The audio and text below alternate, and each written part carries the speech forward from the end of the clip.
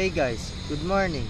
My name is Bon Andre Kealug, here in Padre Garcia, Batangas.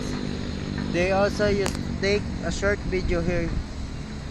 You see guys, the big and amazing ongoing construction of the Happy Jackie Club.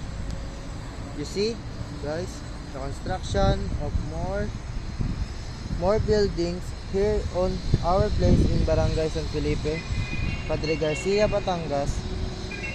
Guys, I show you the very big horse racing track, guys. It's so beautiful. And they also build more establishment and restaurant. Guys, you see the KFC finish and also Lipa Grill. You see guys, we are waiting to open the restaurant. And maybe more restaurants to become here in our town. Gracianos are very happy to this because they give more opportunities are waiting to all Gracianos. When the Happy Jackie Club operate, they give more jobs to Gracianos and guys.